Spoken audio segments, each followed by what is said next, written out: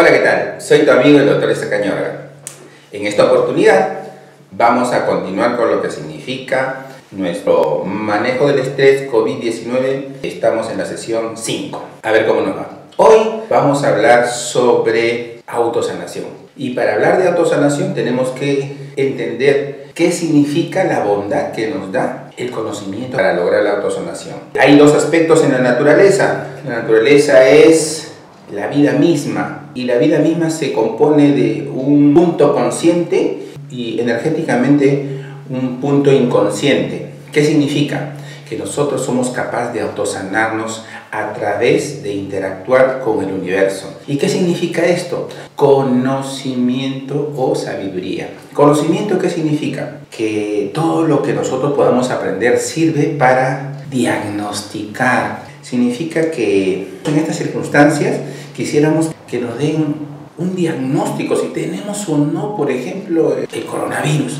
Necesitamos el conocimiento de nuestros doctores para que hagan ese efecto del diagnóstico. Pero realmente nosotros podemos hacer un autodiagnóstico. ¿Qué quiere decir? Que el paciente realmente necesita los conocimientos de anatomía, fisiología, embriología y todo lo que ha estudiado el doctor para que lo sane. ¿Necesita que el doctor sepa de todo esto? ¿O necesita que el doctor sepa hacer un diagnóstico y le dé solución a su problema? Pues eso es lo que necesitan las personas. Las personas hoy en estos momentos necesitan que le den una solución al problema. ¿Cuál es el problema real en sí?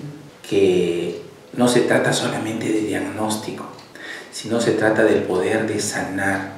Y el poder de sanar tiene limitaciones médicas, porque estamos viendo en estos momentos que la limitación médica es la limitación del conocimiento.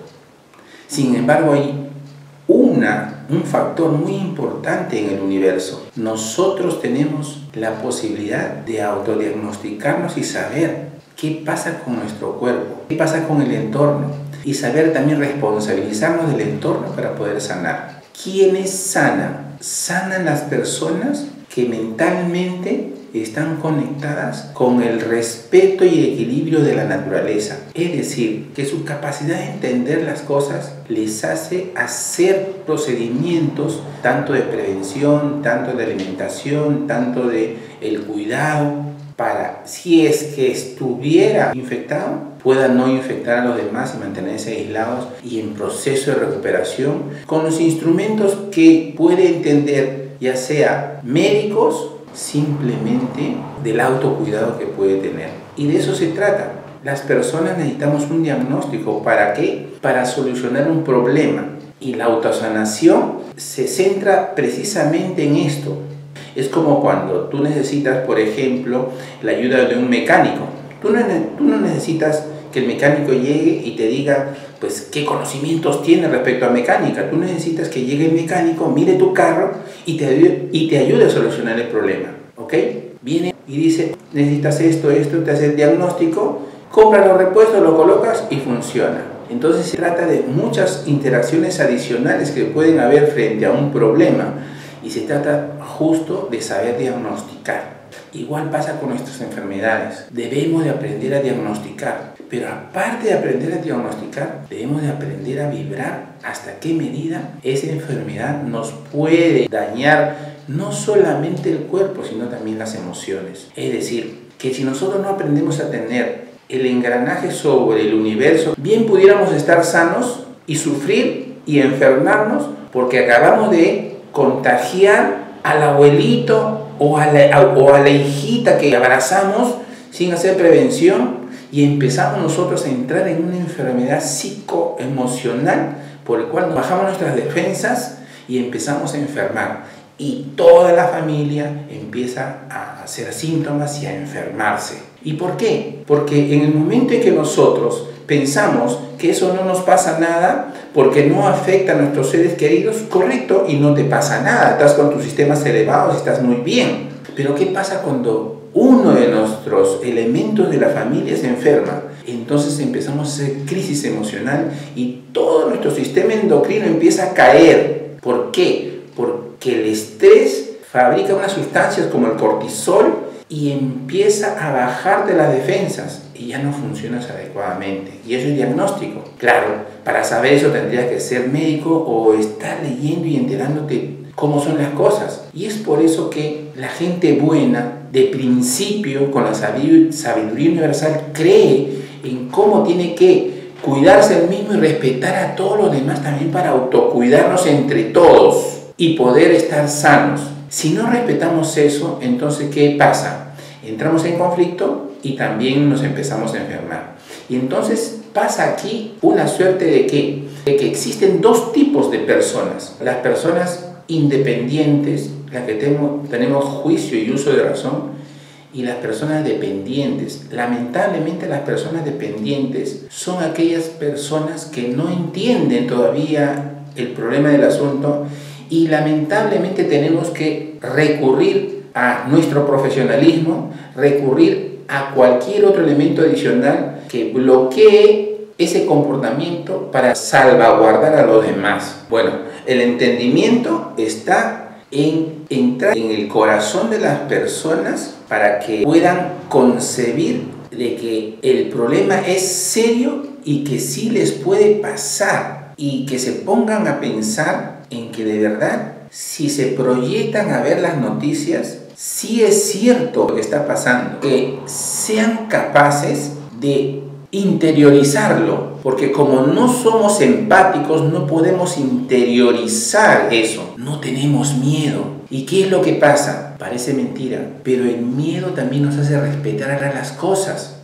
Y como muchas personas por ignorancia todavía no se han enfrentado a la realidad de la agresión viral de este microorganismo, todavía no lo ha palpado. Lamentablemente, sí. Las personas aprendemos con el golpe, sí es cierto, pero en esta situación el golpe va a ser mortal. Y muchos países ya están pasando ese golpe mortal que hace que incluso los profesionales de la salubridad estén prácticamente ya deprimidos en que no pueden controlar esto, se hace incontrolable y entran en crisis también ellos. Somos humanos.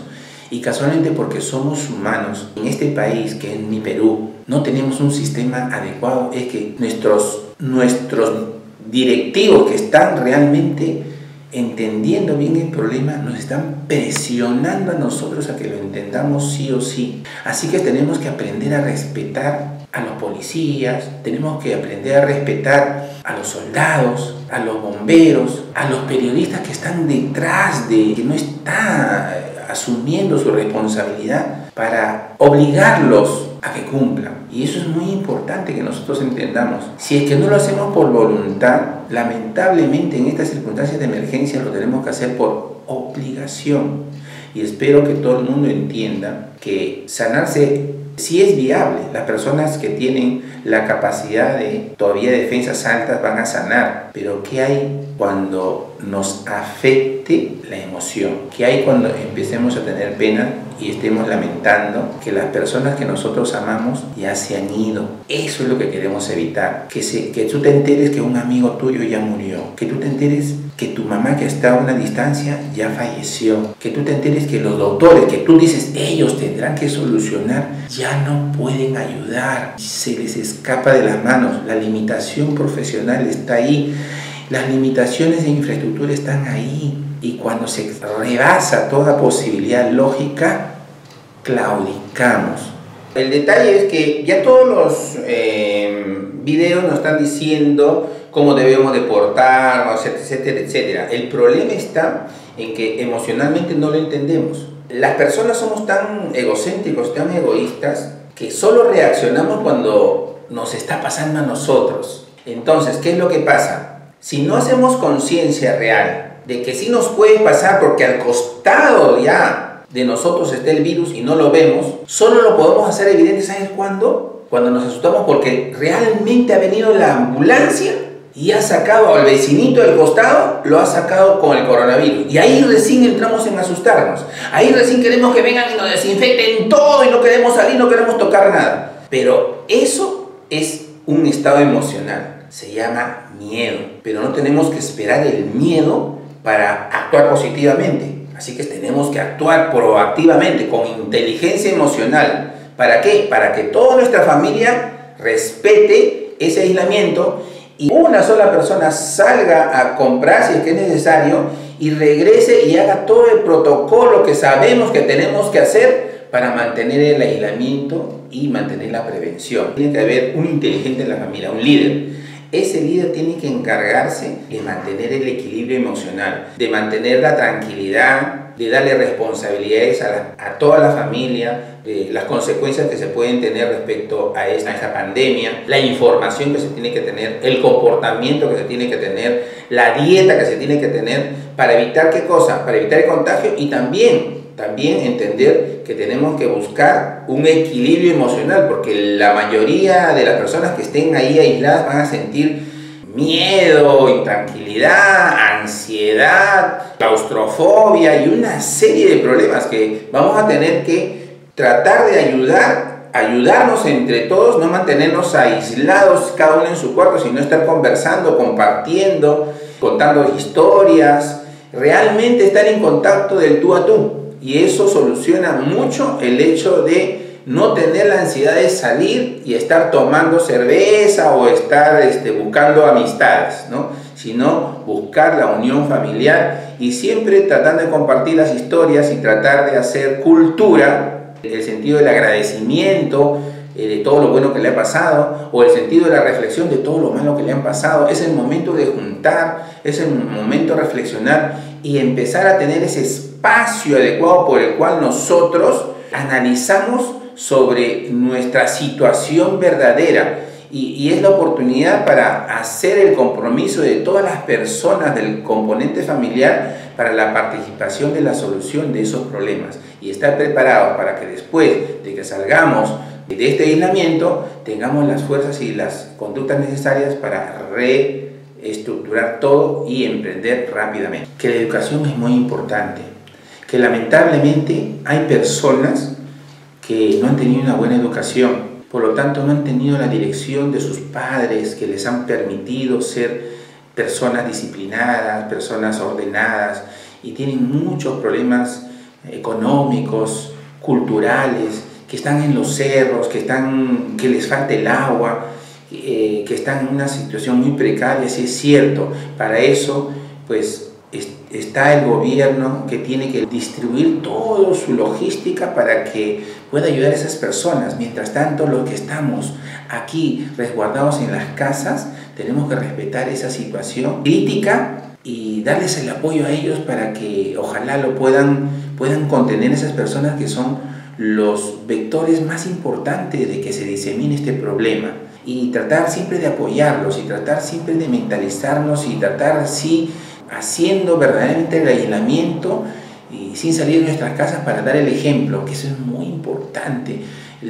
Si nosotros salimos de la casa, aunque no nos resguarden, los demás nos ven y con ese ejemplo los demás no respetan nada. Entonces están pegando a los policías y todas esas cosas que lamentablemente se tiene que solucionar. Así que te invito a que tú entiendas estas cosas y empieces a entender que sí es posible que tú te sanes cuando tú te infectas, pero debas de tener un comportamiento responsable con aquellas personas que están en situación de riesgo. Las vas a infectar y las vas a matar.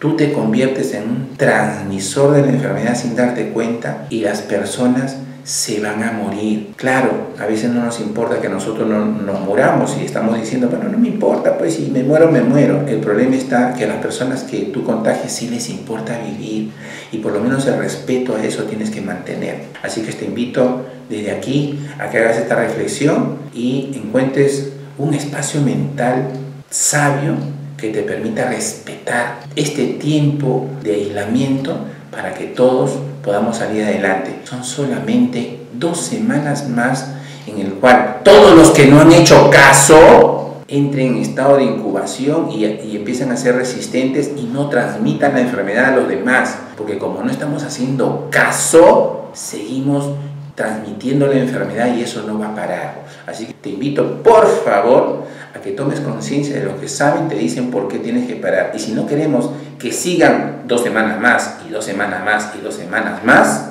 por favor, haz caso.